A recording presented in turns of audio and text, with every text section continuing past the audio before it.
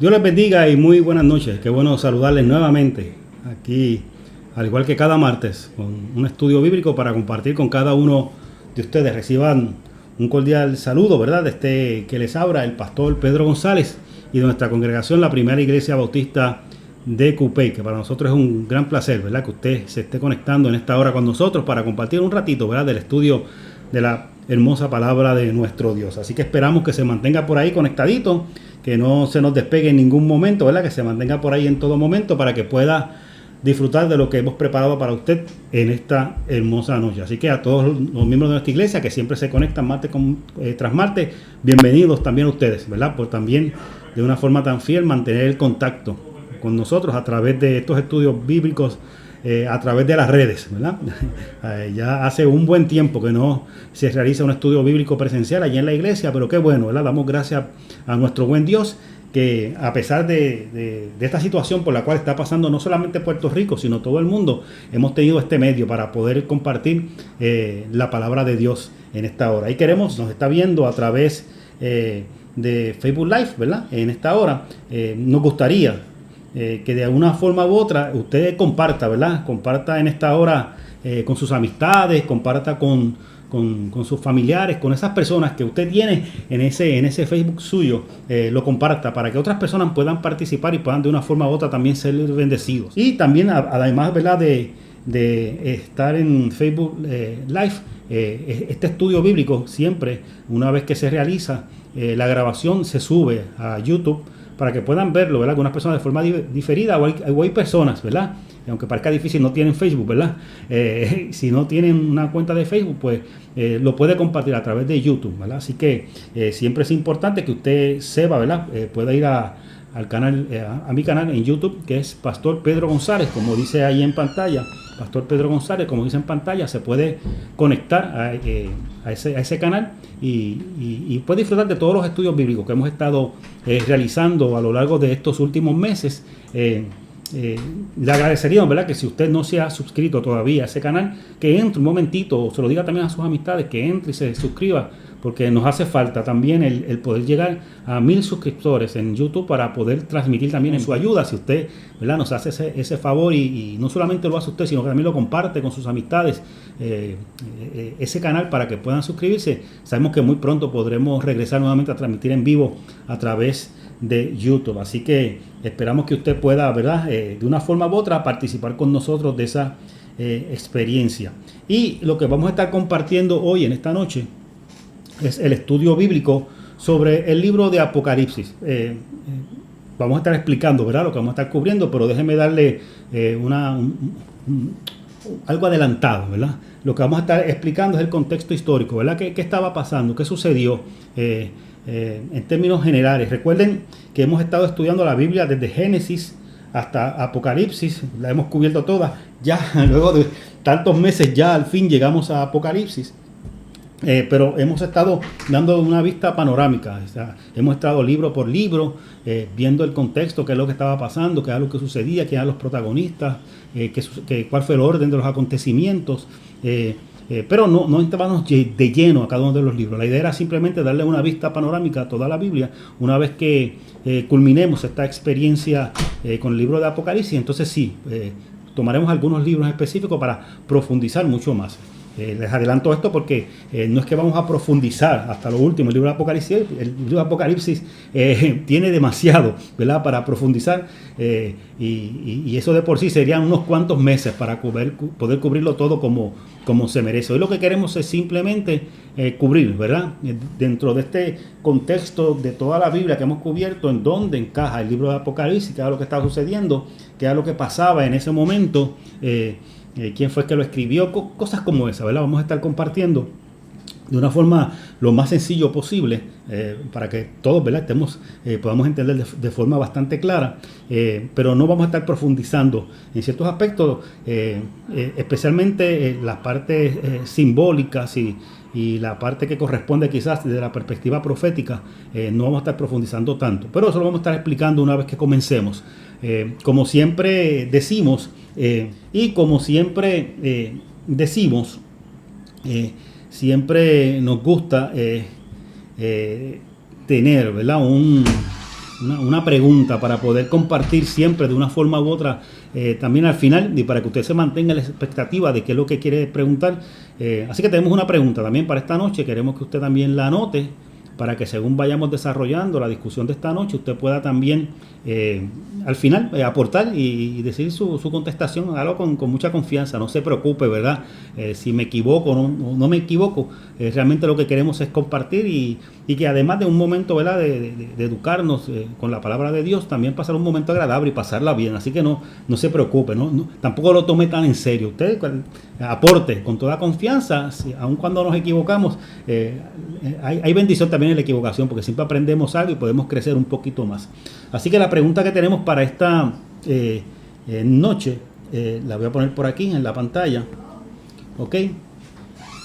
¿Qué simbolizan en el libro de Apocalipsis? Obviamente, porque es lo que vamos a estar estudiando esta noche, el libro de Apocalipsis. En el libro de Apocalipsis, ¿qué simbolizan los siguientes términos? ¿Ok? ¿Qué simbolizan los siguientes términos? ¿Ok? Uno de esos términos, la bestia. Y el otro término, el falso profeta. O la segunda bestia, que también, ¿verdad?, se puede llamar de esa manera. La bestia y el falso profeta. ¿Y qué simbolizan, verdad? ¿Qué representan esos dos símbolos en el libro de Apocalipsis? Así que usted atento a lo que vamos a estar hablando durante esta noche y esperamos que al final usted pueda escribirnos y decirnos, ¿verdad?, a qué nos estamos refiriendo. Voy a hacer la pregunta ahí un ratito. Recuerde que simbolizan los siguientes términos: la bestia, número uno, y segundo, el falso profeta, que también es conocido como la segunda bestia. ¿Qué simbolizan ambos términos dentro del libro de Apocalipsis, como dije hace un momento? Así ya con eso tenemos la pregunta. Vamos a comenzar. Como dije, el estudio de hoy se llama Apocalipsis, una mirada histórica. Vamos a estar dándole una mirada histórica, ¿verdad?, a ese libro tan interesante y que muchas veces tanto miedo le tenemos, ¿verdad? Quizás por leerlo con el miedo de que no lo entendemos bien, y otras veces, ¿verdad?, miedo porque a veces nos representan juicio y a veces cosas, ¿verdad?, que muchas veces sobrecargamos, ¿verdad?, con ese peso a ese libro. Así que vamos a estar comenzando en esta hora. Vamos por acá. Ok. Hay diferentes formas de interpretar el libro de Apocalipsis. Hay varias.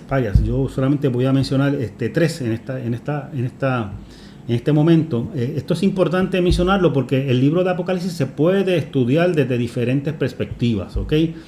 Por lo general, la gente siempre se concentra en una sola forma de estudiarlo, pero hay diferentes formas, diferentes perspectivas bajo las cuales podemos estudiar el libro de Apocalipsis. Es importante señalar, ¿verdad? Hay personas, ¿verdad?, que simplemente estudian el libro desde esa única perspectiva. Esa es su visión del libro de Apocalipsis. Y punto, para esas personas no existe los otros métodos. Simplemente ese es el único método, la única forma como se debe estudiar y se debe visualizar ese libro, el libro de Apocalipsis. Hay otras personas que sí, aunque escogen o tienen preferencia por algún énfasis o algún tipo de forma de interpretarlo, tienen un énfasis en alguno de estos tipos, pero aún así, dependiendo, ¿verdad?, la razón por la que se acercan a estudiar este libro, pueden estudiarlo de diferentes maneras, ¿verdad? No es que se descarta uno ni se descarte el otro, sino que simplemente de acuerdo a lo que se está buscando o al tema que se quiere discutir, pues se acerca de diferentes formas para interpretarlo. Pero como dije, hay otras personas que no, hay otras personas que simplemente visualizan, que es la única manera de interpretarlo, de visualizar el libro de Apocalipsis. Una de las formas de interpretarlo son las interpretaciones futuristas, ¿ok? ¿Qué es eso? ¿Con qué se come? No se preocupe, ya mismo vamos a estar explicando, ¿verdad? No muy detallado, pero por encimita para que usted entienda de lo que estamos hablando. Hay otras personas que dan unas interpretaciones preteristas, que ahí pues, quizás hay nuestra hermana Iglesia Católica se inclina más por esa área, y está la interpretación actualizadora. Solamente estoy mencionando estos tres formas de interpretarlo. Hay más, pero escogí esto simplemente lo que deseo, ¿verdad? No es que usted se vuelva un experto en las formas que se utilizan para interpretar el Apocalipsis, sino para que usted entienda que es la idea, ¿verdad? que hay diferentes maneras de interpretarlo. Y por eso muchas veces, podemos estar... dos personas pueden estar hablando sobre el libro de Apocalipsis y quizás una de las razones por las que no se ponen de acuerdo no es necesariamente por los datos que están en el libro. A veces la razón por la cual no se pueden poner de acuerdo es que están utilizando diferentes formas de interpretación. Se están acercando al libro por diferentes ángulos, y al acercarse por diferentes ángulos, pues la interpretación va a variar, ¿verdad? Porque cada interpretación tiene su énfasis, tiene su goal, lo que están buscando realmente. Así que eso es importante porque, vuelvo y repito, muchas veces podemos encontrar con personas que están hablando sobre este libro y usted puede ver discusiones extensas, ¿verdad? Que no terminan, que no se acaban y posiblemente es porque están usando métodos de interpretación diferentes ambos, ¿ok? Vamos a hablar un poquito de esos diferentes tipos de interpretación. Las interpretaciones futuristas, yo quise mencionarles, ¿verdad? Este método, la interpretación futurista, yo creo que la que más la gente se inclina, ¿verdad? Ese deseo de ver qué es lo que va a pasar en el futuro, en el final de los tiempos. Mucha gente, yo diría la inmensa mayoría, se acercan al libro de Apocalipsis con la idea de saber, ¿verdad? Estamos en los últimos tiempos, esto se va a acabar, esto se va a terminar, ¿verdad? Y se acercan con ese énfasis, ¿verdad? Buscando en el futuro. Eso de por sí no tiene nada malo. Pero a mí siempre me gusta, y por eso pongo aquí algunos ejemplos de personas o momentos en la historia que se ha utilizado esta forma de interpretarlo, porque aunque de por sí no es que tenga nada malo, pero el problema es que cuando todo el énfasis está en eso, hay que tener cuidado de no caer muchas veces en el fanatismo o caer a veces en perder, ¿verdad?, la perspectiva del plan de Dios para la humanidad y para uno mismo, ¿verdad? Y nos embarcamos en ese viaje de buscar desde la perspectiva futurista y muchas veces se nos olvidan, ¿verdad?, el motivo del libro de Apocalipsis, que es un libro a fin de cuentas de reconciliación. Algunos ejemplos que puse, lo está viendo usted en pantalla en esta hora, es el caso de Joaquín Fiore, que él interpretó los 1260 días que en un momento dado se mencionan en el Apocalipsis. Él lo interpretó como el año 1260, se fue literal, ¿verdad? Que se refería a el año 1260, y esto causó una gran expectación y un gran furor en su tiempo. ¿Por qué? Porque todo el mundo pensaba que iban a pasar grandes cosas en ese año y se formó, como decimos en Puerto Rico, un gran revolú, ¿verdad?, con todo eso. También está Thomas Munster, eso fue en el 1534, que ese hombre declaró que su ciudad, la ciudad donde él vivía, allá en Europa, era la Nueva Jerusalén. Y para él defender esa Nueva Jerusalén que él entendía que era la ciudad donde él vivía, él fue una guerra, ¿verdad?, con muchos otros pueblos para tratar de traer el reino de Dios, ¿ok? Y quizás esto nos da risa, pero créame, muchas guerras se han formado tratando de adelantar el reino de Dios, ¿okay? Lutero, ¿verdad?, quien nosotros desde el protestantismo conocemos muy bien, Lutero lo usó para referirse, ¿verdad?, al Imperio Otomano y a la Iglesia Católica. Lutero utilizó, ¿verdad?, este libro desde la perspectiva futurista, ¿verdad?, lo utilizó para identificar a la Iglesia Católica, que obviamente la estaba criticando y al final se separó de ella, o no se separó, lo sacaron de ella, ¿ok? Originalmente Lutero lo había incluido en lo que él llamaba los evangelios de paja. ¿Okay? Son algunos libros. Cuando Lutero comenzó la traducción de la Biblia, él no estaba muy de acuerdo con algunos de los libros del Nuevo Testamento. Por ejemplo, él clasificaba el libro de los Hebreos como un libro de paja, no estaba muy de acuerdo con la perspectiva de Santiago, como escribía en ese libro, y el libro de Apocalipsis, él lo incluyó en uno de esos libros de paja, ¿okay? Así que él no estaba muy de acuerdo con el libro de Apocalipsis, pero lo interesante es que en el camino, cuando comenzó esa lucha con la Iglesia Católica, él se dio cuenta de que ese libro tenía una gran utilidad, ¿verdad?, para su lucha y tratando de identificar a la Iglesia Católica, ¿verdad?, con el Imperio Romano. Así que, aunque no le gustaba mucho el libro, cuando se dio cuenta que le podía sacar provecho, lo utilizó y le sacó provecho de esa perspectiva, ¿verdad?, para adelantar la agenda que él tenía, ¿verdad?, que era en un principio reformar la Iglesia, y posteriormente se formó, ¿verdad?, el movimiento protestante. El arzobispo de Ursel hizo una cronología en la que la creación había sido, él llegó a la conclusión de que la creación había sido en el año 4004 antes de Cristo. Imagino que se metió en la Biblia a leer literalmente, a sacar números, a sumar y restar, y llegó a la conclusión que el 4004, ¿verdad? Había sido el año en que, antes de Cristo, había sido el año en que se había creado el mundo. De lo que él dedujo, ¿verdad? Que el milenio iba a ser luego de 6.000 años de historia, ¿okay? Así que ese en el énfasis de ver, ¿verdad?, el futuro y ver lo que estaba pasando, a veces llegamos a ese extremo de tratar de interpretar el libro de Apocalipsis de una forma tan literal que caemos en cosas que al final nos damos cuenta, o la historia nos demuestra que no tenían ningún sentido. Wesley, ¿verdad?, uno de los fundadores del movimiento wesleyano, en un momento dado leyó un comentario alemán de Apocalipsis. Y luego de estudiar ese comentario, él planteó la posibilidad de que la venida de Cristo iba a ser en el 1834. Estamos hablando de Wesley, ¿verdad? Uno de los, ¿verdad?, de los fundamentos de la iglesia wesleyana, o sea, una iglesia que conocemos, que amamos y respetamos mucho. Y Wesley en ese sentido es una persona muy importante dentro de ese movimiento y dentro del movimiento protestante. Y aún él se dejó influenciar, ¿verdad?, por ese empeño de tratar de sacar esos cálculos, y calculó hasta cuándo Cristo iba a venir. ¿Okay? Elena White, una mujer muy conocida también, señaló que la parucía, como para el 22 de octubre, o sea, que del 1834 y el 1844. Ella se fue con fecha, con mes y con día, todo, ¿verdad?, tratando de saber cuándo iban a ser esos acontecimientos. Y nuestros amigos los Testigos de Jehová, ¿verdad?, que es un movimiento que usted debe conocer muy bien aquí en Puerto Rico, y su tradición, en un momento dado utilizaron las fechas del 1874, la fecha del 1914 y la fecha del 1974, ¿verdad?, como el año en que comenzaba el milenio o el reino de Dios. ¿Okay? Claro, fue en orden. Ellos primero habían mencionado el 1874, no se les dio, no se dio esa fecha, así que lo corrieron, dijeron que fue un error que habían cometido, corrieron la fecha para el 1914. Tampoco sucedió nada y posteriormente la movieron para el 1974, que obviamente ya sabemos que tampoco sucedió nada. ¿Okay? Y Hal Lindsey, en el libro, en su obra El Gran Planeta Tierra, predijo que la parucía, o sea, el regreso de Jesús, sería en el 1988. Llegó a esa conclusión sacando cuenta que eran 40 años después de la fundación nuevamente del Estado de Israel. ¿Okay?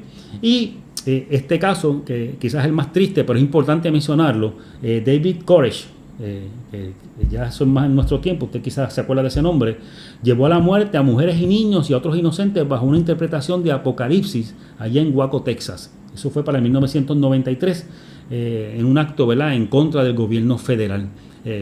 ¿Por qué yo menciono todos estos casos? Yo no quiero que usted me malinterprete. Yo no estoy tratando, ¿verdad?, de decir, ¿verdad?, que la interpretación futurista sea mala. No es que es mala.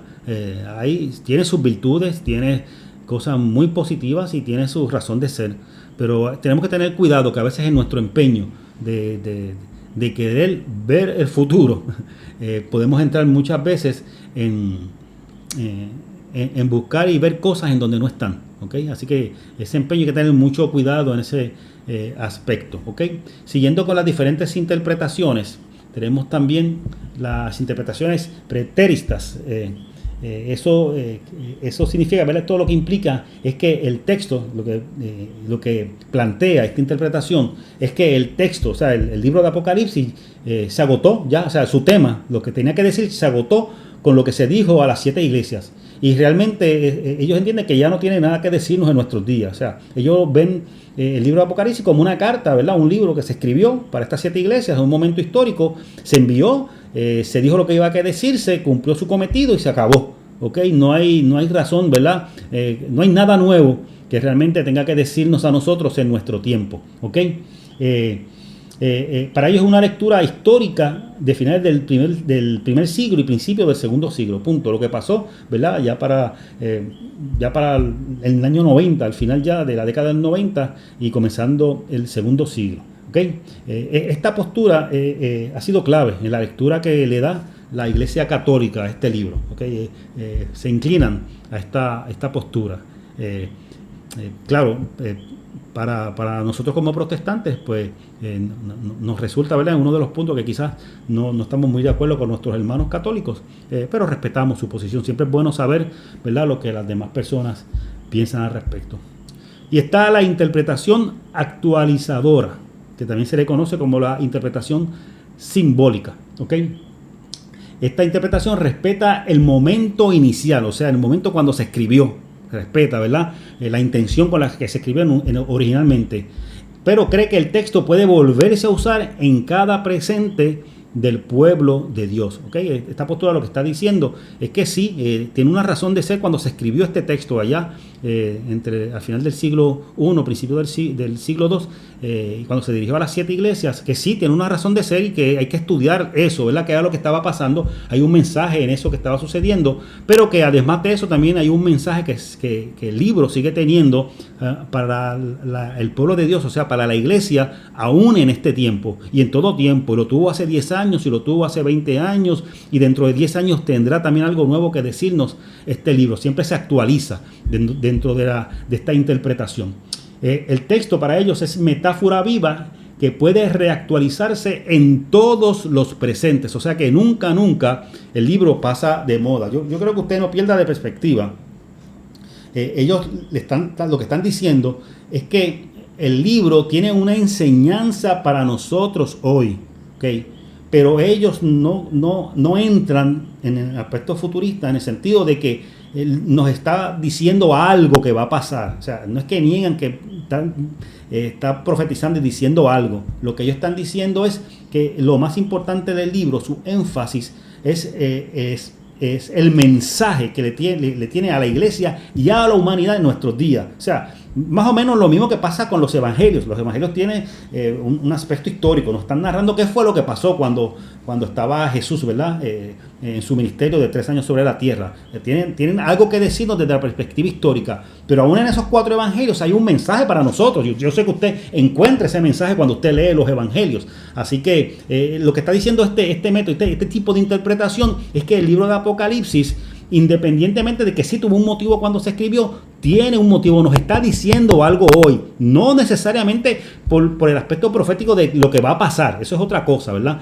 Pero sí te da la perspectiva que hay un mensaje, hay algo que tenemos que aprender en lo que está escrito en ese libro para nuestro hoy, para hoy, ¿ok?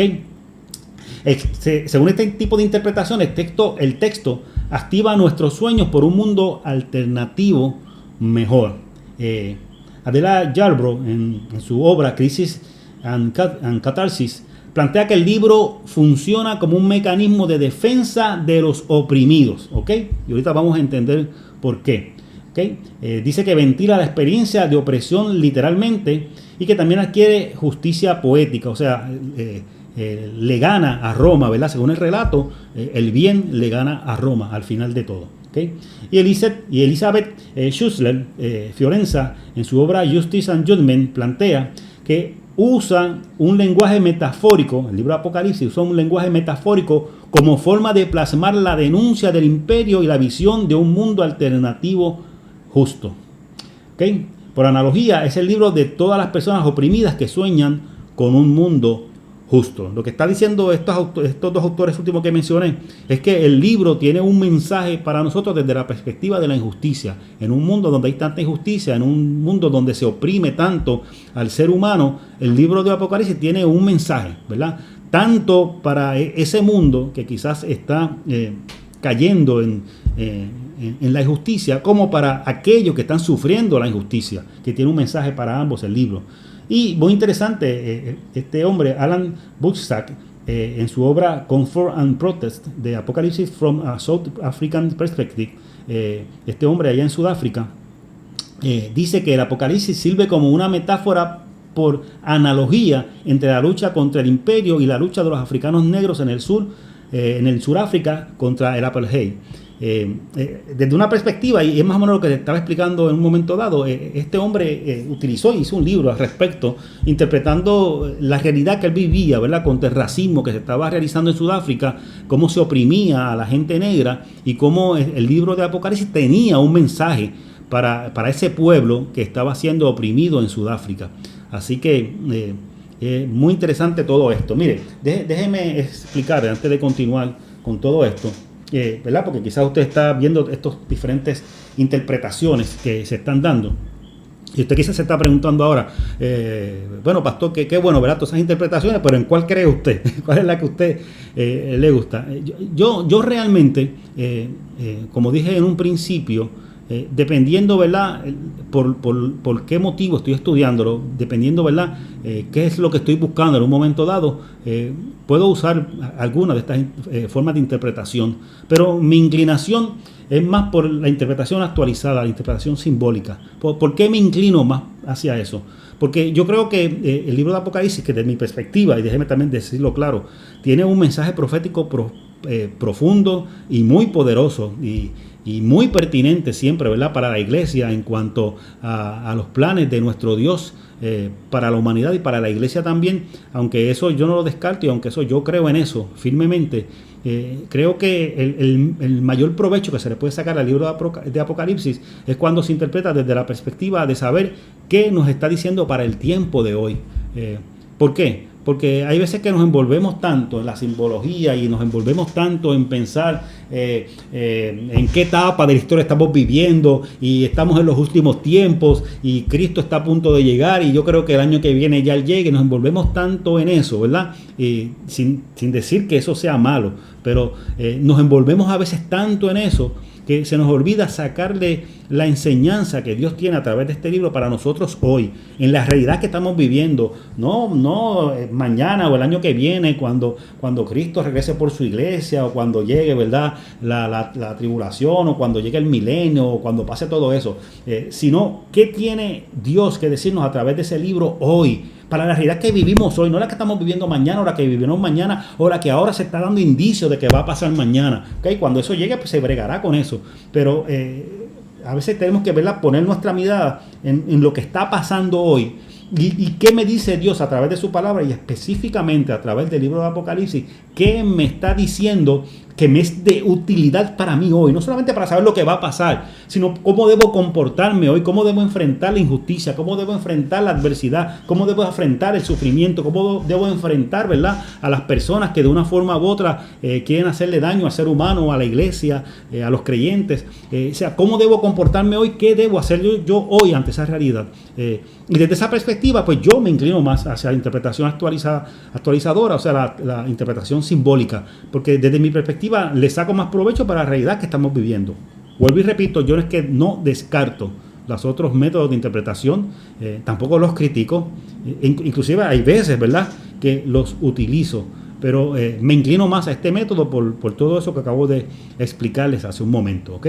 Así que sería interesante, ¿verdad?, que usted que está en esta hora escuchándonos a la distancia, ¿verdad?, siempre tratamos de que esto sea lo más interactivo posible. Sería interesante que usted, ¿verdad?, también nos escriba en el muro, ¿verdad?, por lo que hemos estado explicando ahora, ¿verdad?, qué método a usted le parece más atractivo o desde qué perspectiva a usted le gusta ver o leer el libro de Apocalipsis. Simplemente, ¿verdad?, por compartir. Recuerde que yo cuando terminamos este estudio siempre me siento a ver los comentarios, aunque yo sé siempre está atenta a lo que se está escribiendo, ¿verdad?, para tomar nota, pero yo siempre me siento posteriormente y los veo uno a uno, ¿verdad?, para comentar. Así que me gustaría, ¿verdad?, posteriormente poder sentarme y ver sus posturas, sus comentarios. Así que dentro de esta primera parte que estamos cubriendo en cuanto a la forma, cómo se puede interpretar y desde la perspectiva que usted se acerca a este libro, el libro de Apocalipsis, como a usted le gusta estudiarlo, sería bueno, ¿verdad?, que usted haga sus comentarios. ¿Hay comentarios por ahí?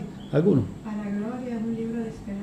Ok, nuestra hermana Gloria dice que para ella es un libro de esperanza. Amén, Gloria, muy bueno, muy bueno. Así que nada, pongan sus comentarios, después con calma, ¿verdad? Yo lo leeré todo, pero importante. Hacemos esto para que usted sepa que estamos pendientes de esos comentarios, ¿verdad?, que estamos muy atentos, que para nosotros son muy importantes todo lo que usted escribe. No crea que usted escribió ahí y se quedó ahí, ¿verdad?, en el olvido. Vuelvo y le digo, yo sí está pendiente y además de todo eso, yo siempre me siento posteriormente a leerlo todo. Así que anímese y participe, ¿verdad?, a través del muro, ¿ok?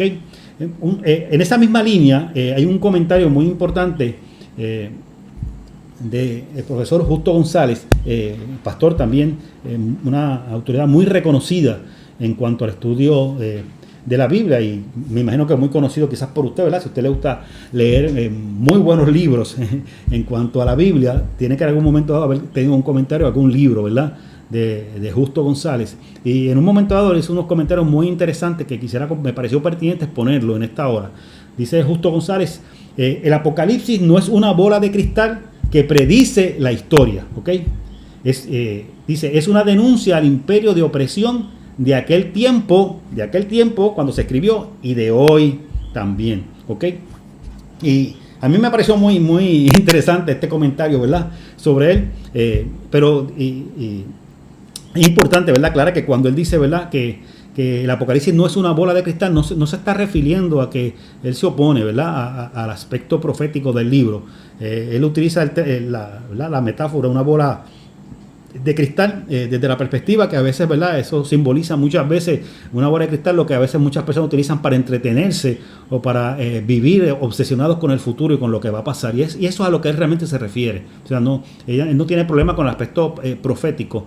Su problema es cuando el ser humano tiene tanto énfasis, ¿verdad? Que utiliza el Apocalipsis como si fuera una bola de cristal, algo para entretenerme o algo simplemente interesante para estudiarlo, para tratar de averiguar qué va a pasar mañana, ¿ok? Cuando utilizamos el Apocalipsis solamente para eso, lo estamos convirtiendo en una bola de cristal, algo que nos entretiene o algo que simplemente a ver si nos predice lo que va a pasar, ¿verdad? Para yo saberlo de antemano, ¿ok? Y a veces cuando ese es mi interés y cuando yo estoy obsesionado, tiene que utilizar la palabra, cuando me obsesiono con ver el Apocalipsis de esa manera, estoy así, ¿verdad? De prácticamente ser un fanático del horóscopo, ¿verdad? Que me levanto todas las mañanas para ver lo que dice, para saber lo que va a pasar durante el día de hoy, ¿ok? Así que cuidado, porque es peligroso cuando lo usamos desde esa perspectiva. Vuelvo y digo, no es que nos oponemos al aspecto profético, está ahí, existe y está ahí, y es importante, pero cuando llegamos al aspecto obsesivo, simplemente viendo todo el libro de Apocalipsis solamente de esa perspectiva, pues comenzamos a tener muchos problemas. ¿Ok? Seguimos. ¿Okay? Pablo Richard, ¿verdad? En otro comentario muy importante, dice que el apocaliptismo surge en un contexto de opresión política, económica, cultural y ecológica, ¿verdad? Para este estudioso, no podemos separar el concepto del apocaliptismo desde la realidad política, económica, y cultural y ecológica que se vivió en aquel momento y que vivimos nosotros ahora, ¿ok? Dentro de esa realidad que vivimos, y todos los pueblos, Puerto Rico no es la excepción, todos los pueblos tienen un aspecto político, todos los pueblos tienen un aspecto económico, cultural y ecológico. Así que para tener una visión saludable de esa realidad, el Apocalipsis nos puede servir como mapa muchas veces para poderlo ver. También dice que el Apocalipsis es un texto contra el Imperio Romano y su opresión. Eso lo vamos a estar viendo más adelante también. Y también menciona que el Apocalipsis es sobre la transformación de esta era mala en el kairos de Dios, o sea, en el tiempo de Dios, ¿ok? Que el tiempo que estemos pasando, no importa lo malo que esté, lo difícil que es, siempre es un proceso de transformación hacia el tiempo de Dios. Y yo creo que eso ahora más que nunca es pertinente dentro de todo lo que está viviendo nuestra isla. Es importante, ¿verdad? Que aunque pueda haber visiones fatalistas, y a veces queremos disfrazarlas de visiones apocalípticas, pero a veces son realmente visiones fatalistas. Pensamos que todo está acabado, y tenemos que recordar que Dios todavía, aún en medio de todo esto que está sucediendo, Dios sigue obrando y Dios sigue manifestándose. Así que es importante entender eso. Continuamos por acá. El Apocalipsis se puede clasificar en términos de género literario como una carta, y así comienza, ¿verdad? Con un aspecto de presentación, como una carta, pero también se presenta como un discurso profético, ¿ok? Si usted se fija, la forma que está escrita comienza como una carta, pero poco a poco se va transformando en un discurso profético. ¿Okay? ¿Quién escribe esta carta? Mire, hay un concepto, déjeme explicarlo bien, este concepto. Cuando se habla del autor implícito, ¿verdad? Cuando usted compra un libro, o en la portada, o en algún lugar dentro del libro, por lo general, usted busca cuál fue el autor, quién lo escribió, ¿verdad? Y aparece el nombre, el apellido de quien escribió el libro, inclusive en algunos libros tienen datos, a veces en la contraportada, datos de quién es el autor, de dónde es, su familia, sus grados académicos, a qué se ha dedicado. Y en nuestro tiempo es mucho más sencillo saber quién es el autor. Pero en algunos libros antiguos, y la Biblia es uno de estos libros, a veces no es tan sencillo detectar quién es el autor de un libro en específico, ¿ok? Y uno de los métodos que se utiliza para saber quién es el autor se llama el autor implícito. El autor implícito lo que busca no es simplemente saber quién es el autor con nombre y apellido. El autor implícito lo que está buscando por lo general es saber cómo era esa persona que escribió. O sea, al leer el libro, por eso dice implícito, al uno leer el libro, a uno ver cómo la persona escribe, qué la persona piensa, cómo la persona describe, la forma como la persona se expresa, que el conocimiento tiene sobre un tema en específico, pues estudiando esos aspectos del libro podemos llegar a la conclusión, mire, este autor, aunque no sé el nombre, este autor tiene estas características. Este autor era un estudioso, este autor era conocedor de este tema, este autor dominaba este idioma o no dominaba este idioma. O sea, estudiando el libro podemos descubrir el autor implícito, que es ese autor que aunque no lo pueda pronunciar por nombre, sí me da unas características. Claro, en el libro de Apocalipsis sí él menciona el nombre del autor, se menciona a sí mismo como Juan, y ya mismo vamos a entrar en eso. Pero hay otras cosas, ¿verdad? Porque también tenemos que recordar, y a veces el libro dice, ¿verdad?, que el que habla es San Juan, pero recuerden que Juan era un nombre muy común dentro de ese tiempo y de esa cultura. Era un nombre muy común, ¿okay? A veces no podemos empatar que un Juan es el otro Juan, o es el mismo Juan, o es aquel Juan, o es el mismo Juan que hablé ayer, o es el Juan que voy a hablar mañana. Hay que tener un poco de cuidado, ¿verdad?, para saber cuál es el Juan que está escribiendo, ¿ok? Y en cuanto a ese autor de Apocalipsis, hay diferentes versiones. Hay quienes piensan que es Juan el apóstol, ¿verdad?, el que caminó con Jesús, pero también hay una muy buena cantidad de personas, de estudiosos, que piensan que no es el mismo Juan, que es otro Juan diferente, ¿ok? Así que para conocer un poco de ese autor implícito, déjeme decir algunas características que sí, independientemente que estemos de acuerdo o no estemos de acuerdo si era aquel Juan o el otro Juan, hay unas cosas que sí podemos llegar a una conclusión. Por ejemplo, era este Juan, este autor, ¿verdad?, implícito de Apocalipsis, era un judío cristiano bilingüe, o sea, dominaba el griego y dominaba el hebreo. O sea, que era una persona bicultural, no era una persona de un solo lugar, era una persona que tenía ambas culturas. Claro, cuando se lee el libro de Apocalipsis, en el original, se encuentra que el griego que utiliza el autor no es de la calidad del griego que utiliza, por ejemplo, el que escribió el Evangelio de Juan.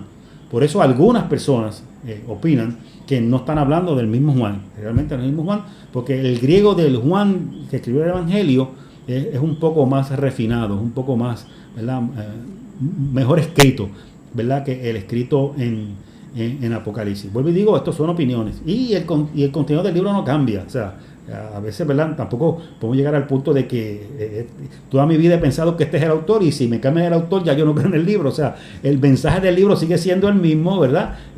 Lo que sucede es que obviamente en un momento dado era difícil detectar quién es el autor y tenía que asignársele a alguien, ¿ok? El que escribe el libro de Apocalipsis en un momento dado se identifica él mismo como un profeta, ¿ok? Esto es muy interesante porque no se identifica, y eso es una de las cosas que utilizan los que piensan que no es el mismo Juan de los Evangelios, no se identifica como apóstol. Y en casi todos los otros escritos, ¿verdad?, cuando los apóstoles se presentan, se identifican como apóstoles. Él no se identifica como apóstol. De hecho, hay una parte en el mismo Apocalipsis que él habla de los apóstoles y no se incluye, no se incluye él mismo. Así que quien entiende, ¿verdad?, que no es el mismo Juan, entienden que son razones justificadas para pensar que no es el mismo autor tanto de los evangelios como el de Apocalipsis, ¿ok? Este hombre que está escribiendo se opone, es un opositor al régimen romano. O sea, el hombre habla de una forma muy fuerte contra el régimen romano. ¿Okay? Y por el conocimiento también, al uno leer el libro, el conocimiento que esta persona que escribe tiene de las 7 iglesias, ¿verdad?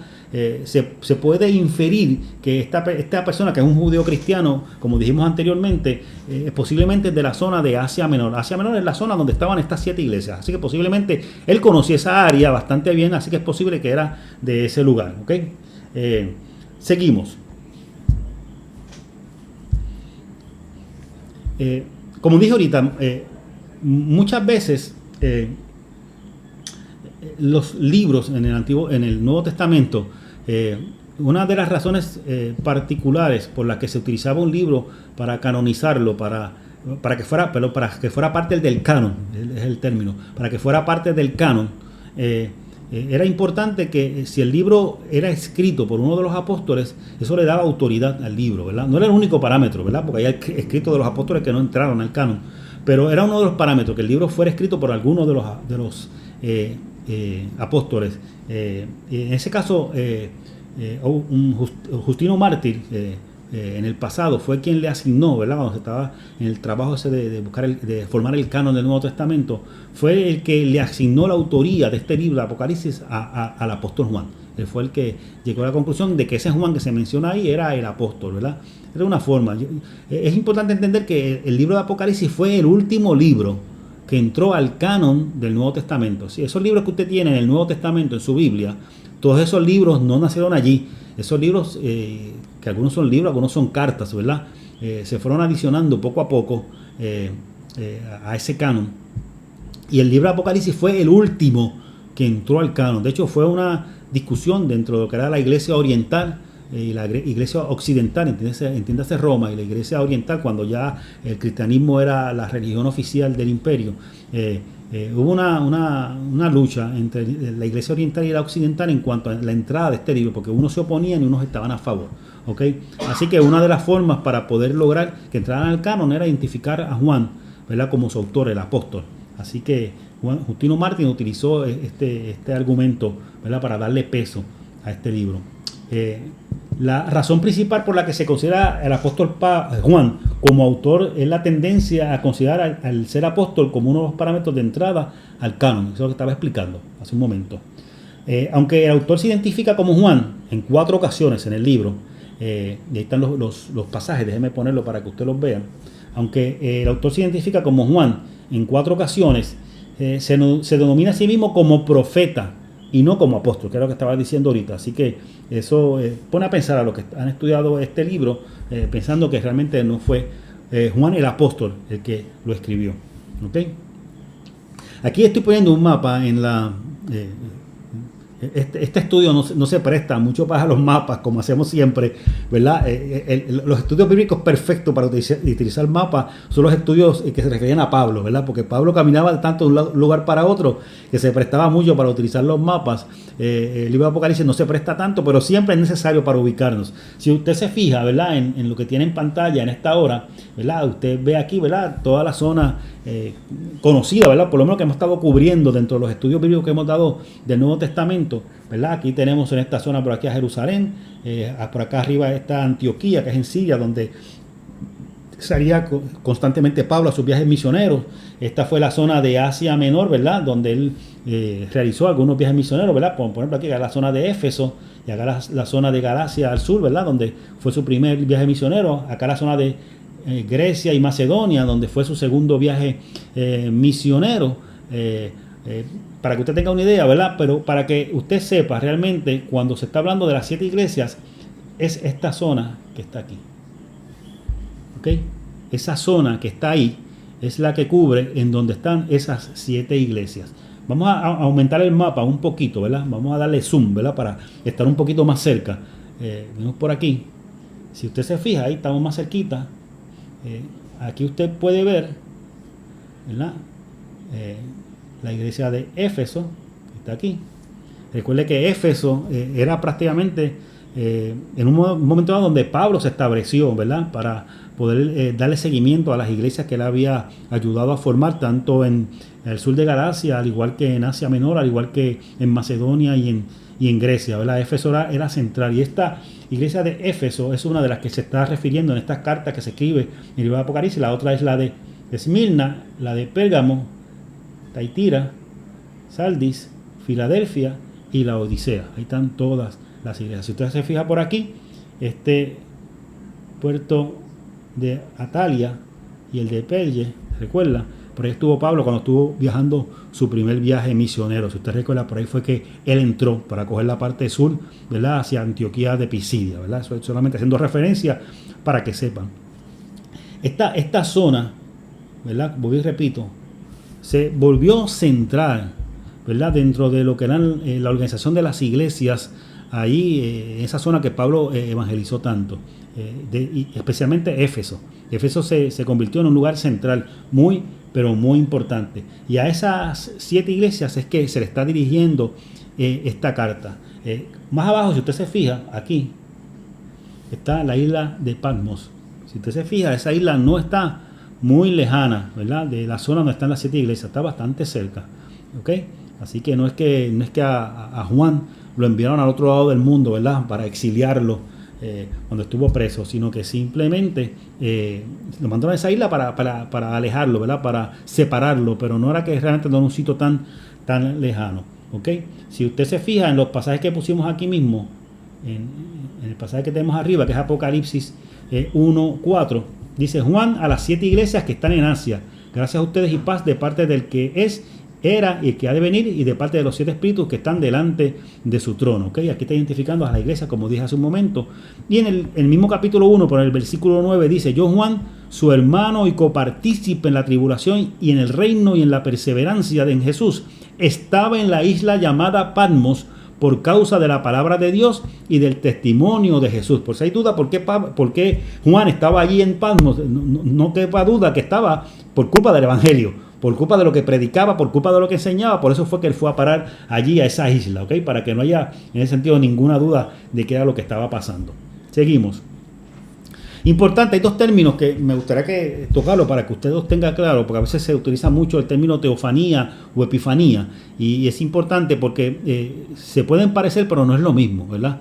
Cuando se habla, y lo puse de una forma lo más sencillo posible, ¿verdad? Para no complicar mucho, con mucha definición, pero cuando hablamos de teofanía, es cuando, en pocas palabras, ¿verdad?, en buen puertorriqueño, Dios va a hablarle al ser humano, ¿ok?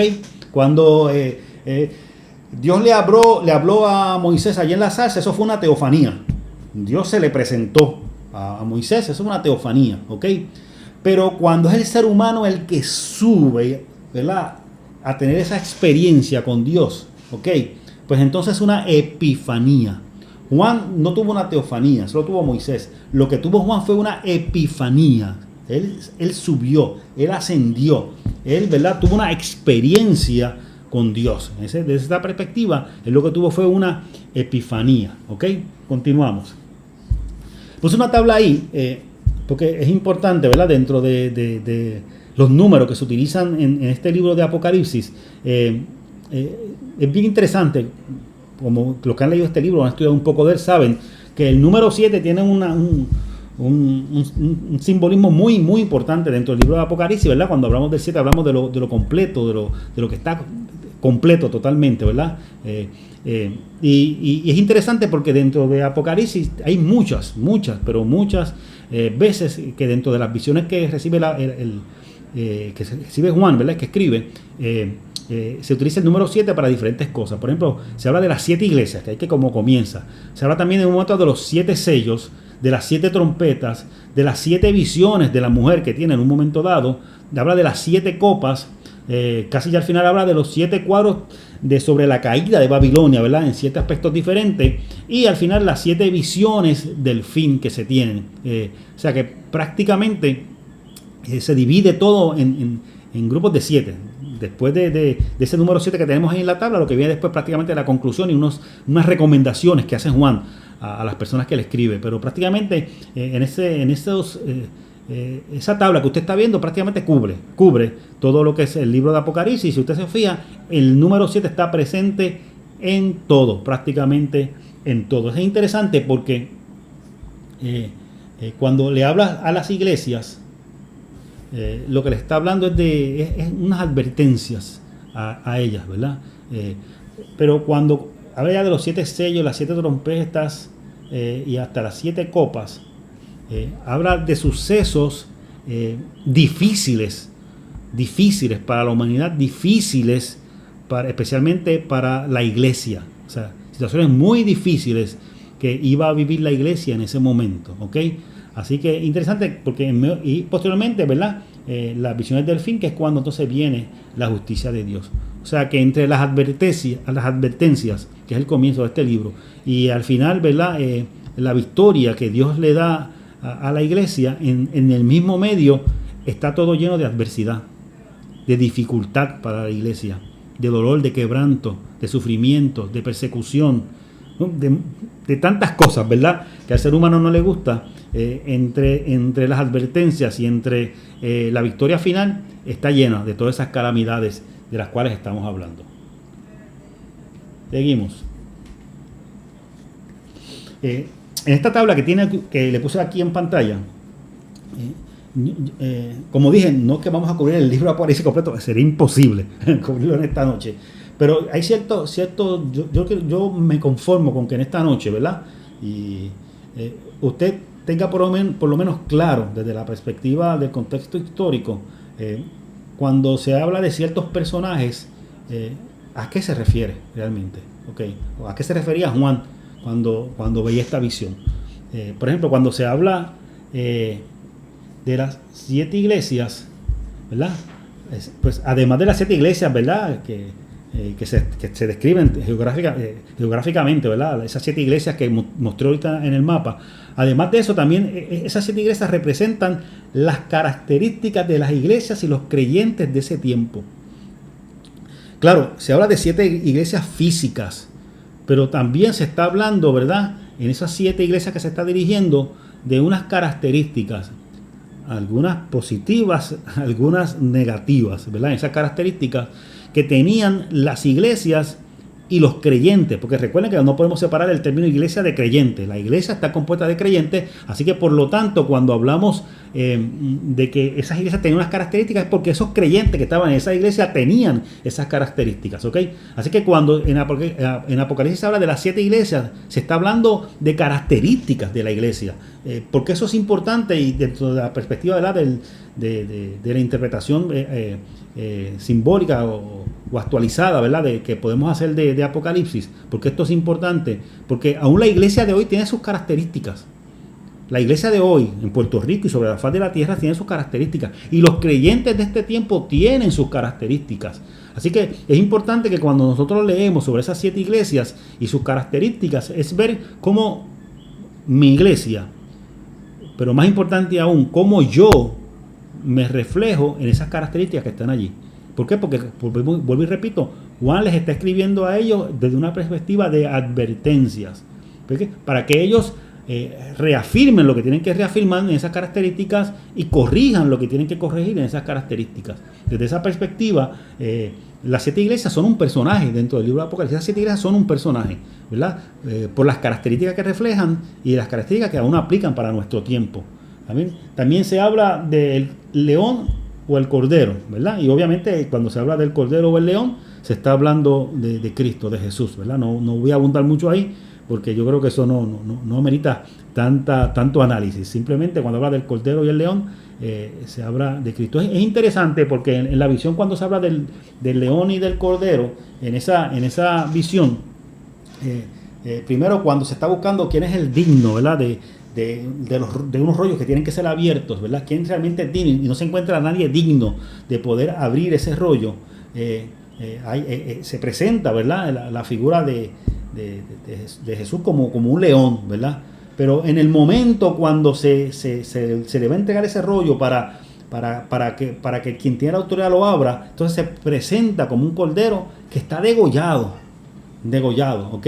Eso es importante para nosotros en nuestro tiempo, porque muchas veces nosotros tenemos el concepto de que la persona que es digna o la persona que es merecedora, a veces ponemos unas características que son demasiado humanas, ¿verdad? Nos pasa quizás como le pasó por Israel, ¿verdad? Que vieron a Saúl grandote y abusador, y ese era el que tenía que ser el rey, y fue el primero que se escocotó. Y posteriormente, cuando sale David, que es el más joven, el más pequeño, el que ni siquiera lo querían llamar cuando estaban buscando al sucesor, ¿verdad? Que su papá lo tenía ahí en el campo, y ese fue, ¿verdad? El que realmente a fin de cuentas se convirtió en rey. O sea, muchas veces el ser humano tiene unos conceptos erróneos en cuanto a quién es digno o en cuanto a quién tiene las capacidades ¿okay?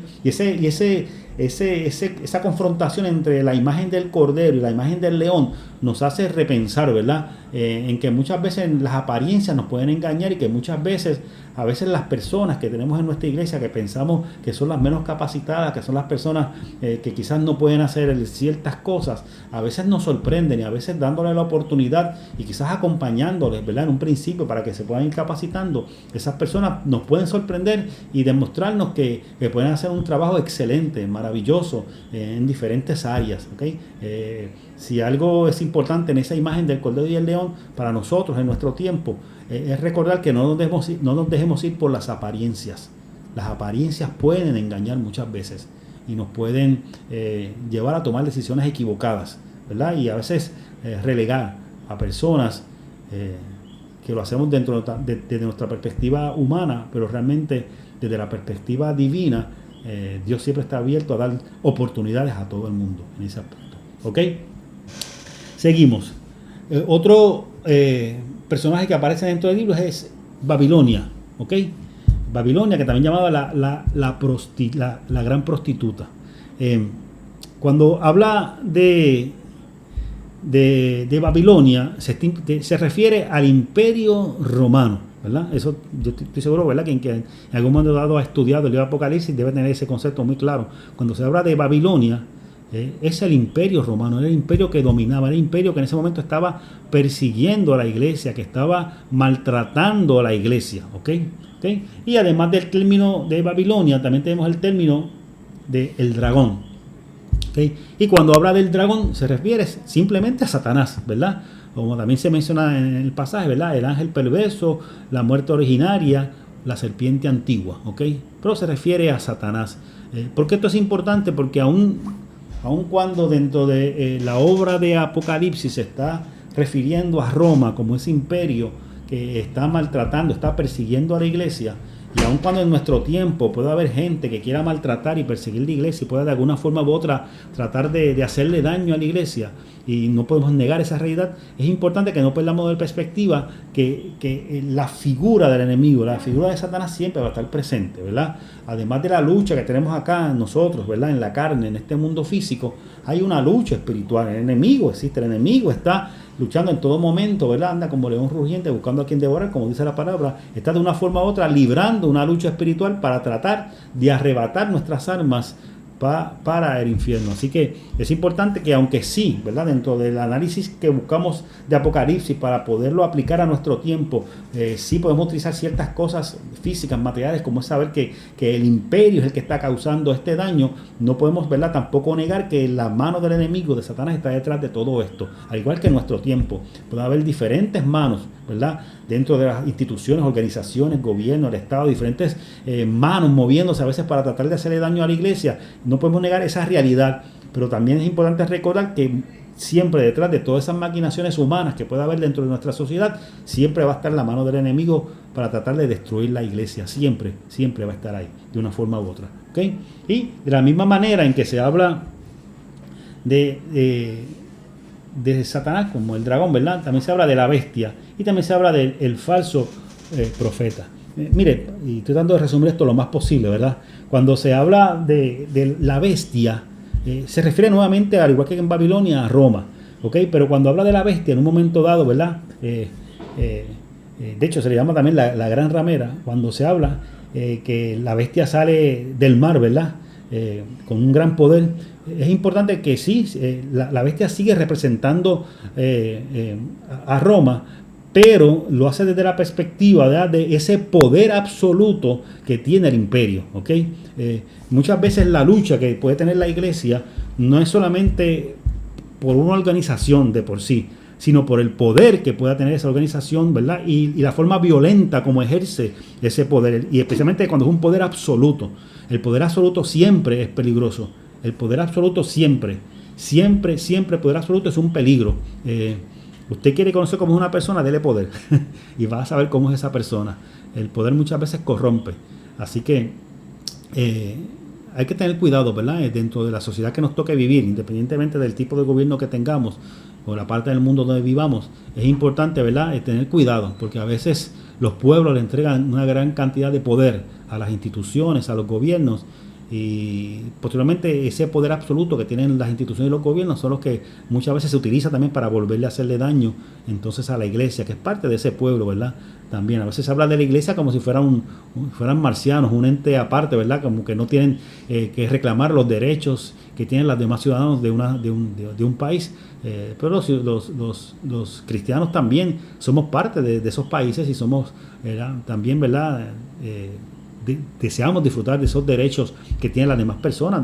Pasaba con el apóstol Pablo. Obviamente el apóstol Pablo sí era servidor de Cristo, pero cuando él tenía que utilizar su ciudadanía romana, ¿verdad?, para poder defenderse, la utilizaba sin ningún temor porque era un derecho que tenía. Así que es importante que la iglesia sepa que aunque sabemos, ¿verdad?, que nuestra fe está en los cielos, ¿verdad?, en nuestro Dios, también es importante entender que sobre la faz de la tierra tenemos unos derechos y es importante siempre defenderlos. La bestia, en este caso, está representando al poder absoluto y violento. El poder absoluto y violento, ¿verdad? Es lo que representa, ¿verdad?, en este caso, la bestia. Y también se habla de una segunda bestia, que también se le llama el falso profeta. En este caso, la bestia sale del mar, pero el falso profeta o la segunda bestia dice que sale de la tierra. Representa a la mentira al servicio del sistema. La mentira al servicio del sistema. Muchas veces los sistemas dentro de nuestra sociedad se prestan para la injusticia, para el abuso. Y se utiliza la mentira muchas veces para marginar, se utiliza la mentira muchas veces para denigrar, se utiliza muchas veces la mentira para abusar muchas veces del pueblo y de las personas. Desde esa perspectiva, la segunda bestia representa eso, lo que es la mentira al servicio del sistema. ¿Ok? Y siguiendo por aquí, también en un momento se habla de una mujer, ¿verdad? Que también esta mujer da en un momento da a luz. Este personaje de esta mujer representa en un momento dado a Israel, ¿verdad? Claro, esta mujer es la que da a luz, ¿verdad? Y cuando dice que Israel, ¿verdad?, es la que dio a luz de una forma u otra, trajo al Mesías. Así que esta mujer en un principio representa a Israel, pero posteriormente representa también a la iglesia, ¿ok?, en ese aspecto. Y también se habla de los dos testigos, ¿ok? Cuando se habla de los dos testigos, también representan a la iglesia, ¿ok? La iglesia está más que representada en todo el libro de Apocalipsis, ¿verdad? Recuerde que la iglesia somos reyes y sacerdotes, ¿ok? Además que es importante que se utilice el término dos testigos porque dentro de lo que era la cultura judía hacían falta por lo menos dos testigos para poder llevar un caso ante la corte. Era importante tener dos testigos para poder llevar un caso dentro de lo que era la cultura judía. Así que por eso se usa la figura de los dos testigos para identificar también a la iglesia, que a fin de cuentas es la que a fin de cuentas va a estar presentándose ante ese tribunal celestial. ¿Okay? Y siguiendo, yo puse esto, que aunque no aparece en el libro de Apocalipsis, el término anticristo, y lo puse con toda premeditación y alevosía, porque muchas veces cuando hablamos de Apocalipsis lo asociamos con el anticristo. Es importante que usted sepa que el término anticristo no sale en el libro de Apocalipsis. En ningún lugar del libro de Apocalipsis sale el término anticristo. Esto sí aparece en la primera carta de Juan. En la primera carta de Juan aparece el término de anticristo. ¿Okay? Al igual que cuando hablamos de arrebatamiento, como algunas personas llaman el rapto, eso tampoco sale en el libro de Apocalipsis. ¿Okay? Eso se podría utilizar, por ejemplo, en el capítulo 24 de Mateo. Sí se habla, ¿verdad? Estarán dos en el campo en un momento dado y uno será tomado. También en la primera carta del apóstol Pablo a los tesalonicenses, ya por el capítulo 4, también se habla en un momento dado, ¿verdad?, en cuanto a los que serán levantados, ¿verdad?, al encuentro con el Señor. Pero esos términos tampoco salen en el Apocalipsis. Así es importante y lo quise poner, ¿verdad?, dentro de este estudio, porque muchas veces, y a veces, ¿verdad?, porque no lo hemos leído el libro, o simplemente, ¿verdad?, hablamos del libro por lo que hemos escuchado o por lo que Hollywood ha puesto en las películas y asociamos todo lo que es anticristo, todo lo que es arrebatamiento, el rapto, todo eso lo asociamos con el libro de Apocalipsis y estos términos no salen en el libro de Apocalipsis, no salen en ese lugar, ¿okay? Que solamente quería como una nota para que usted lo tenga claro en esta hora. Seguimos, ¿ok? ¿Cuál era el conflicto? Y ahora sí vamos a entrar. ¿Cuál era el conflicto? ¿Qué era lo que estaba pasando allí con Juan en todo eso que él estaba viviendo? Mire, lo primero, la hostilidad romana hacia los cristianos, que eventualmente se convirtió en una persecución directa, ¿okay? Cuando Juan está viviendo todo eso, de hecho, por eso Juan está allí preso en la isla de Patmos, ¿okay? Había persecución, había una hostilidad. Primero comenzó, ¿verdad? Algo, ¿verdad? Como que no persecución directamente, ¿verdad? Como dije, una hostilidad. Pero posteriormente eso se fue afinando hasta que se llegó a la real persecución contra la iglesia, ¿okay? Así que eso es parte del conflicto que se estaba viviendo en ese momento y por el cual Juan está escribiendo, ¿okay? También había una presión sobre los cristianos por parte del imperio, y entiéndase del imperio romano, por no participar de muchas festividades paganas. Para el imperio romano era bien importante, para mantener esa unidad del imperio, ¿verdad? Que mantener una unidad también en el aspecto religioso, ¿verdad?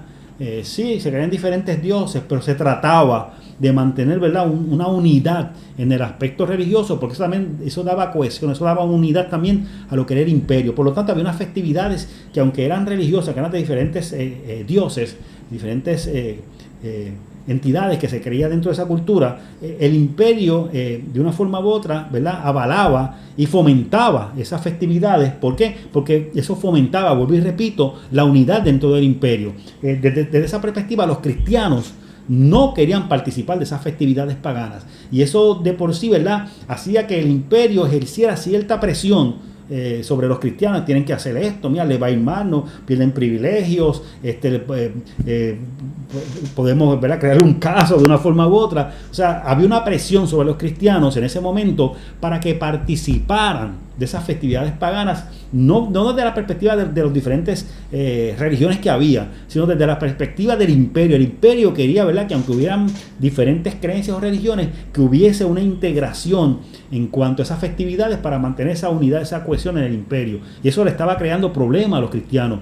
También había una exigencia a todo el pueblo, ¿verdad? Una exigencia a todo el pueblo, incluyendo a los cristianos, de participar de la adoración al emperador. En un momento dado hubo un emperador que toma el poder, y este emperador obligaba, prácticamente dijo, ¿verdad?, que él tenía que ser adorado. Hasta ese momento, los emperadores que habían muerto, que ya no estaban, sí se les rendía cierto tipo de adoración, pero no a los vivos. A partir de este emperador se comenzó a fomentar que se tenía que adorar al emperador. Esto obviamente también trajo un conflicto serio para los cristianos, un conflicto muy serio para los cristianos, que obviamente no querían hacer eso. Así que todo esto, ¿verdad?, ya como que seguía poniendo las cosas un poquito más difíciles en ese ambiente en donde estaba la iglesia. Entonces, también había la negativa de participar de las exigencias del Estado, ¿verdad?, por parte de los cristianos. Los estaba poniendo, ¿verdad?, esta negatividad de los cristianos de participar, ¿verdad?, en la adoración al emperador, en las festividades paganas, en esta cuestión, ¿verdad?, de no hacerle mucho caso a ciertas cosas que el imperio estaba exigiendo. Estaba llevando a la iglesia y al imperio, entiéndase a Roma, a un punto donde iban a chocar inevitablemente, porque el imperio iba a seguir haciendo fuerza, ¿verdad?, para que todos los ciudadanos o todos los que estaban bajo su imperio siguieran las reglas que ellos estaban estableciendo. Pero por otro lado, la iglesia se negaba a seguir esas reglas, así que tarde o temprano eso iba a chocar, ¿okay? Y es parte de lo que Juan está escribiendo en su carta, ¿okay? No se amilanen, o sea, no se dejen ir, no pueden hacer eso, si está mal, no lo pueden hacer, punto, ¿okay? Así que dentro de todo esto, Juan, ¿verdad?, que cuando escribe Apocalipsis, ve proféticamente que la situación va a empeorar antes de mejorar. Juan está claro, y luego de esta visión, no es la que tiene, está aún más claro de que las cosas están mal por todo lo que estoy explicando, pero que las cosas se iban a poner peor, todo iba a empeorar, ¿verdad? Y que la iglesia iba a tener que pasar por todo ese proceso que iba a ser aún más difícil del que estaban viviendo en ese momento, ¿ok? Y lo que le preocupaba a Juan es que, aunque Juan veía que eso se aproximaba, él veía que la iglesia no estaba preparada para enfrentar eso. ¿Por qué? Por todo lo que él dice, ¿verdad? Cuando le habla de las 7 iglesias, él se da cuenta que la iglesia en términos generales, ¿verdad?, no está preparada para enfrentar ese choque que va a haber con el imperio en un momento dado, ¿ok? Así que todo esto, ¿verdad?, ayuda a que cuando Pablo tiene esta esta epifanía, ¿verdad? Esta visión que el Señor le da, lo lleva a escribir todo lo que está escribiendo. ¿Okay? Seguimos por aquí. Vamos por acá un momentito. Ajá, vamos acá. Ok. Y para ir ya casi concluyendo, déjame ponerlo por acá. ¿Qué pretendía Pablo? Y con esto quiero ya cerrar, ¿ok? ¿Qué pretendía? Perdóname que dije Pablo, pero después de casi 5 estudios hablando de Pablo y su viaje misionero, el nombre de Pablo me sale inevitablemente. Juan, estamos hablando de Juan, ¿ok? Así que, por favor, si en un momento dado usted ve que me zafo y digo Pablo nuevamente, mis disculpas. Pero recuerde que todos los viajes que dimos con Pablo, todo lo que estuvimos con Pablo, lo tengo todavía pegado en la boca su nombre, ¿ok? Juan, estamos hablando de Juan. ¿Qué era lo que pretendía Juan? ¿Qué era lo que pretendía Juan cuando escribió esta carta? O sea, claro, obviamente él está escribiendo la visión que se le da, pero también hay una preocupación, además de que Dios le está dando, ¿verdad? Toda esta profecía para que la escriba, ¿verdad? Para que se la revele a la iglesia. Juan de por sí también tenía una preocupación. ¿Okay? Así que había algo que él pretendía también al escribir esta carta. Y hay unos puntos que es importante señalar para poder entender el contexto de esta carta. Déjame ponerlo por aquí. Lo que pretendía Juan con su carta. Mire, Juan quería señalar 2 cosas. Además quería advertir 2 cosas. Y quería que recordaran 2 cosas. O sea, son 6 cosas que Juan quería, ¿verdad? Al escribir esta carta. Señalar 2 cosas, advertir 2 cosas y recordar 2 cosas. ¿Okay? ¿Qué quería señalar? Vamos a empezar por lo que él quería señalar. ¿Qué él quería señalar? Él quería señalar las cosas que la iglesia, o sea, los creyentes, cuando habla de iglesia hablo de los creyentes, señalar las cosas que la iglesia debía corregir y afirmar. Entiéndase lo que usted lee cuando habla de las 7 iglesias.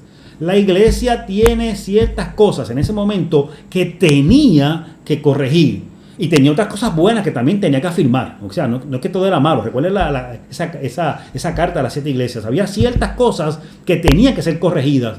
Y había unas cosas que se estaban haciendo bien que tenían que ser afirmadas aún más, ¿verdad? Eso que se estaba haciendo bien. Así que Pablo quiere señalar, ¿verdad? Esas cosas que la iglesia en ese momento, ¿verdad? Tenía que afirmar y que tenía que corregir, ¿ok? Importante eso para nosotros. La iglesia en nuestro tiempo, usted, tú y yo como creyentes, tenemos que estar claros que en nuestra vida hay cosas que tenemos que afirmar y hay cosas que tenemos que corregir. Eso sigue siendo actual, ¿verdad? Aunque se le escribe a esas iglesias en ese tiempo, en ese final del 1er siglo, comienzo del 2.º siglo, más o menos, que es cuando se escribe esta carta, aunque eso era vigente en ese momento, eso sigue siendo vigente para nosotros en nuestro tiempo. Es importante que tú y yo sepamos que hay cosas que tenemos que corregir y hay cosas que tenemos que afirmar, ¿ok? Muy, muy importante. Lo segundo que quiere Juan señalar en esta carta, señalar quiénes son los enemigos de la iglesia, ¿ok? Él quiere que la iglesia, ¿verdad?, no esté dando palos al aire, no esté, ¿verdad?, concentrando su fuerza en lo que no tiene que concentrarse, que la iglesia esté bien centrada en quién realmente son sus enemigos, para que se centre en eso, para que sea efectiva en su lucha, para que sea firme en sus puntos, ¿ok? Y cuando él dice, ¿verdad?, que quiere señalar claramente quiénes son los enemigos de la iglesia, él se refiere, obviamente, y en el caso de la carta lo describe como el dragón, está hablando de Satanás. O sea, el enemigo siempre va a ser el enemigo de la iglesia. Cuando hablamos de Satanás, es el enemigo de la iglesia. ¿Verdad? Durante toda la historia de la humanidad de la iglesia, siempre ha sido el enemigo, y es quien muchas veces ha impulsado o ha levantado movimientos humanos de una forma u otra, influyendo en la mente del ser humano, para de una forma atacar a los creyentes, atacar a la iglesia, atacar el plan de Dios. Así que desde esa perspectiva, en ese tiempo Satanás, el enemigo, seguía siendo el enemigo. En nuestro tiempo, Satanás sigue siendo nuestro enemigo. Eso no lo podemos olvidar, ¿verdad? Porque a veces nos podemos pelear entre nosotros mismos, ¿verdad? Y se nos olvida que nuestra lucha no es contra sangre ni contra carne, ¿verdad? Sino contra potestades, ¿verdad? Hay una guerra espiritual a nuestro alrededor que no podemos olvidar, no podemos perder de perspectiva, ¿verdad? ¿Contra quién estamos luchando? Es contra el enemigo, y eso sigue siendo actual todavía en nuestro tiempo, ¿ok? Pero además de Juan señalar que el dragón, Satanás, es el enemigo, también él está diciendo de forma clara, sin duda, cuando usted lo lee, lo dice de forma clara, que Babilonia también es el enemigo. Y cuando habla de Babilonia, se está refiriendo al imperio romano, ¿ok? Se refiere al imperio romano, ¿ok? O en el caso de ellos al Estado, ¿verdad? Era el gobierno, era lo que estaba levantado en ese momento en contra de la iglesia, ¿ok? Claro, también recuerda que cuando se habla de Roma, se le habla, ¿verdad?, como Babilonia, pero lo expliqué ahorita, también se habla de la bestia, ¿verdad? Que no solamente la institución, el imperio o el Estado, ¿verdad? De por sí, no es por ser institución que se convierte en un enemigo peligroso. El concepto de la bestia y del falso profeta nos dan los parámetros por lo cual ese enemigo, ese Babilonia, ese imperio es peligroso. ¿Por qué es peligroso? No es porque simplemente sea el Estado. ¿Por qué es peligroso? Porque tiene un poder absoluto y violento, como expliqué ahorita. En ese momento el imperio, Roma, tiene un poder absoluto. O sea, el poder del imperio, en ese momento de Roma, es un poder absoluto, y no solamente absoluto, absoluto y violento. Y además de que, ¿verdad?, por la misma definición que hablamos ahorita del falso profeta, ¿verdad?, está utilizando para afectar a la iglesia la mentira como parte, ¿verdad?, de su sistema, de una forma u otra, para crear casos de una forma u otra. Eso es importante también para nosotros en nuestro día, ¿verdad? Y es parte de la aplicación que el libro de Apocalipsis tiene para nuestros días. Nosotros, además de saber que Satanás, que el enemigo es el enemigo de la iglesia y que de una forma u otra quiere destruir la iglesia, también tenemos que estar claros que hay instituciones sobre la faz de la tierra que se prestan como herramientas muchas veces del enemigo para hacerle daño a la iglesia, ¿ok? Claro, no basta con el deseo de querer hacerle daño a la iglesia. Tienen que tener las herramientas para hacerle daño a la iglesia. Y nosotros tenemos que preguntar en nuestro tiempo que estamos viviendo, o sea, ¿qué instituciones tienen un poder absoluto? Un poder absoluto que se ejerce de forma violenta en contra de la iglesia. Y cuando decimos que se ejerce de forma violenta, no es porque necesariamente se cojan armas para matar personas, sino, como dije, ¿verdad?, la mentira como parte del sistema. Se utiliza la mentira para destruir reputaciones, para destruir ministerios. ¿Cuál es el enemigo de la iglesia en nuestros días? ¿Qué instituciones se oponen a la iglesia? Y quizás no la institución, pero qué movimientos, qué personas están dentro de los sistemas que quieren de una forma influir para hacerle daño a la iglesia. La iglesia tiene que tener siempre los ojos abiertos a eso. Siempre. No podemos, ¿verdad? Aunque sabemos que oramos y que el Señor tiene el poder, pero también la iglesia tiene que tener los ojos abiertos siempre, ¿verdad? ¿A qué instituciones a veces quieren hacerle daño a la iglesia? ¿Qué instituciones? Usted tiene que hacer un análisis de eso, ¿verdad? Dentro de la realidad que usted está viendo. Por eso es que el cristiano tiene que saber lo que está pasando en el país que viva. Ya usted vive en Puerto Rico, en Colombia, en Estados Unidos, viva en España, México. No importa donde el cristiano viva, el cristiano tiene que estar empapado de lo que está pasando en su país. ¿Okay? No podemos encerrarnos en nuestros templos, a levantar nuestras manos, a cantar coritos, a abrazarnos y celebrar los unos con los otros. Claro, eso ahora no se está haciendo porque ahora todo es virtual prácticamente, ¿verdad? En su inmensa mayoría no se puede hacer mucho contacto, pero a lo que me refiero es que no podemos envolvernos en nuestra liturgia, en las cosas que hacemos, ¿verdad?, como iglesia, envolvernos de tal manera que nos desconectemos del mundo y perdamos de perspectiva qué es lo que está pasando en el mundo que nos rodea, ¿ok? Así que Pablo señala que tenemos que saber quién es nuestro enemigo, ¿ok? Juan dice que tenemos que saber quién es nuestro enemigo, ¿ok? Yo espero que ya para el próximo estudio me haya sacado a Pablo de la mente ya, ¿ok? Juan dice que la iglesia tiene, ¿verdad?, que saber quién es su enemigo. Y además de esos dos señalamientos, también Juan le da en ese momento a la iglesia dos advertencias. Les advierte que las cosas se van a poner peor. Le dice a la iglesia Juan claramente, mira, esto está malo y se va a poner peor, ¿ok? Pero también hay otra advertencia que hace, que utiliza esa carta, ¿verdad? Su carta, la carta que escribe Juan, la utiliza para advertir que el sometimiento al poder del Estado y la relajación hacia las costumbres contrarias al Evangelio de Cristo solo pueden brindar una paz y tranquilidad momentánea, pero terribles consecuencias al final. Mira lo que Juan le está diciendo, ¿verdad? A la iglesia, a los creyentes en ese momento. Mira, el imperio les está obligando, el Estado les está obligando a que hagan estas cosas, ¿verdad? A las celebraciones, a las festividades paganas, que adoren al emperador, ¿verdad? Le está obligando. Si ustedes se someten a eso, ustedes van a tener una paz, pero no va a ser duradera. Ustedes se van a sentir tranquilos y seguros, pero eso no va a ser por siempre. Tarde o temprano, esa paz se va a acabar. ¿Okay? Se va a acabar. La iglesia de nuestro tiempo también tiene que entender que nosotros, ¿verdad?, no podemos someternos, ¿verdad?, a los caprichos de las instituciones o de los gobiernos sobre cosas que nosotros sabemos que es el fundamento de la iglesia. ¿Okay? Hay cosas que la iglesia no puede negociar, ¿verdad? Hay cosas que la iglesia, punto, no puede negociar porque son parte de los principios bíblicos y cristocéntricos en los cuales hemos creído, ¿ok? Así que no podemos dejarnos, ¿verdad?, llevar, ¿verdad? Y yo digo, por decir un ejemplo, o sea, en Puerto Rico, ¿verdad?, hace muchos años se está legalizado el fumar. Pero la iglesia sabe que el cigarrillo hace daño y que le hace daño al cuerpo y que el cuerpo es templo del Espíritu Santo.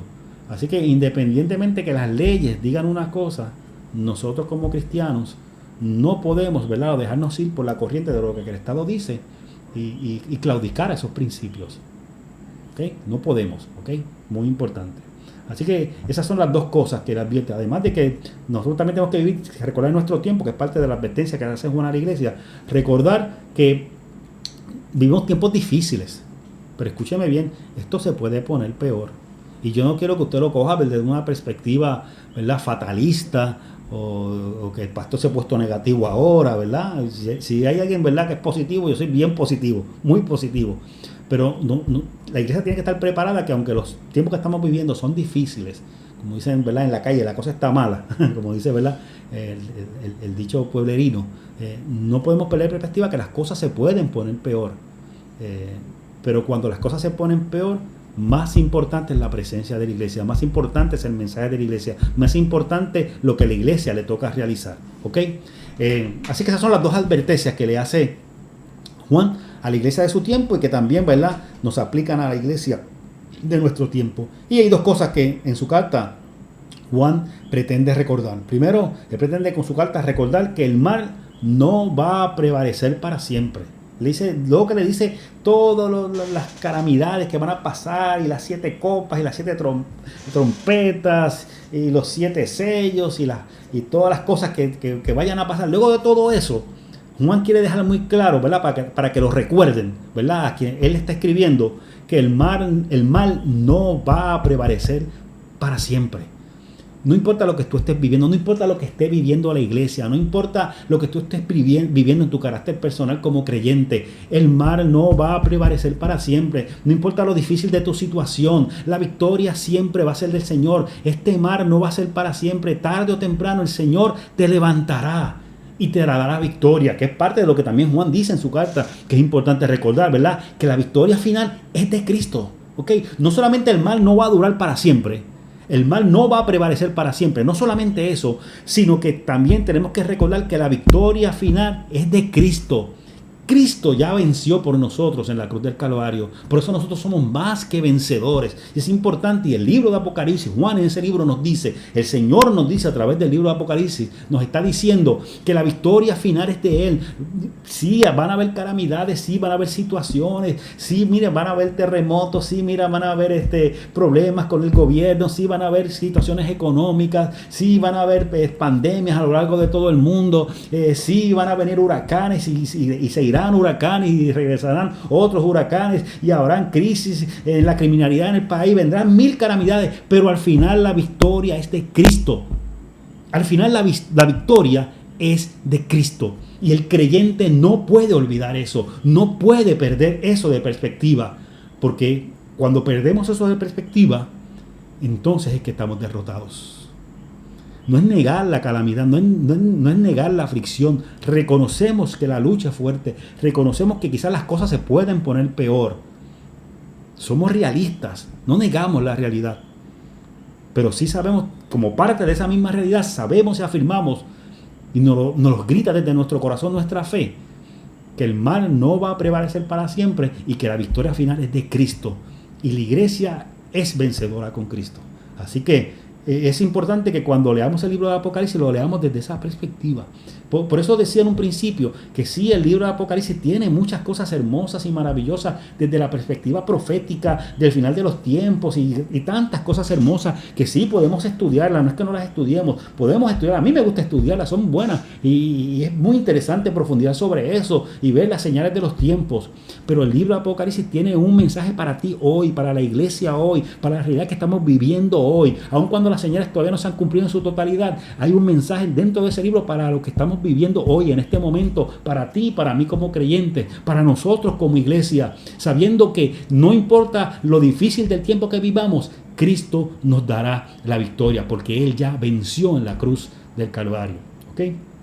Así que con eso estamos ya concluyendo este estudio bíblico. Yo espero, ¿verdad?, que le haya sido de bendición y de provecho este estudio bíblico de Apocalipsis. Tratamos de ser lo más centrados posible y terminamos bastante bien, son las 9:03, así que terminamos bastante bien. No sé qué tenemos por ahí, si tenemos respuestas ya, déjame poner por aquí las preguntas. Ok, aquí están.